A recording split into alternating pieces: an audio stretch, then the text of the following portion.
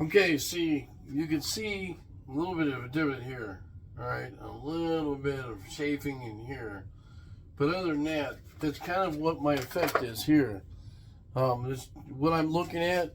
I don't know if you can see it, but this is kind of the effect I'm looking at. Okay, so now when I go in there, the idea here is to kind of carry this part over to the other side and make it look like this. And the reason I stuck all those pieces of wood together in the first place is to get an effect like the 3D effect.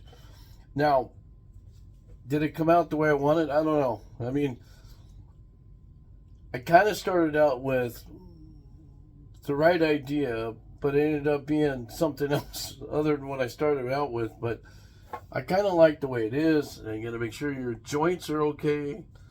It seems, I mean, it looks pretty good.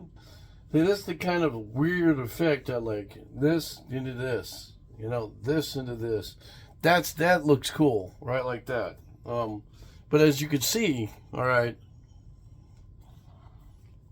it's not. See, I have to wear dark shoes and dark clothes to see. Unless you really want to get a bath in sawdust, it's kind of what it is. That's why I have an air hose in here, and I got a super sucker, so I can just turn my master sucker on. But anyway, I wanted to videotape that for you and let you see what I did here. Now, the idea here is I have to make a tenon, inside tenon here, which is, what's an inside tenon, you say? Well, I'll say it's like a mortising bit, this type of situation here. Okay, so I have to design one of these on the back side of this. So this, on the other hand, all right, this, on the other hand, is where I'm going to start gouging. Now, here's my problem. Okay, I wouldn't say a problem. I have to determine on this side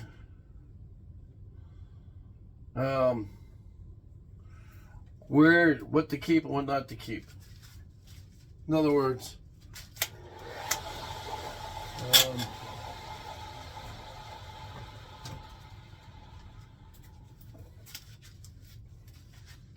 I'm probably going to start right here. So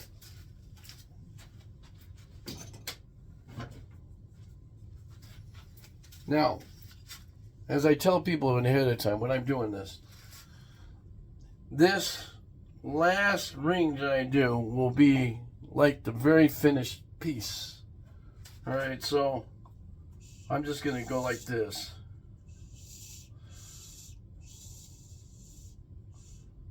All right, that's going to be where I want my finished pieces. Now, as you can see, there's some different size, little bit of difference here, and then that's about it, right? Just right in here.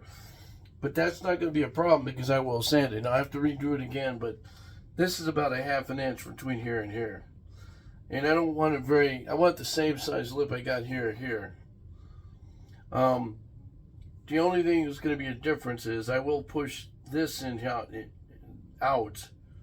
when I go to do this. I might do this a little bit deeper, although I kind of like what I have now, so that's going to be the sanding factor. Now there's another one right here. There's another issue right in here, see?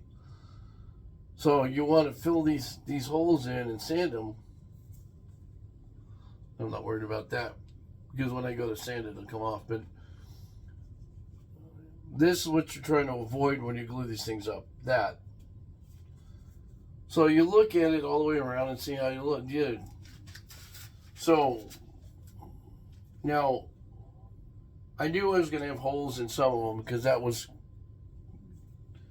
some pallet wood I used. That's a piece of oak, believe it or not. And this is mango wood here. But what it came down to, how do you do that? What it comes down to is when you go to do stuff like this and you're segmenting, make sure that you got the right wood and you glue this stuff together as best you can. Because gluing is a critical. Cut everything, make sure it's exact. If you have to measure every piece of wood, do that. I have a list of things that went wrong with this one. Didn't come out the width I want, but that's okay. It still looks pretty awesome that way, don't you think?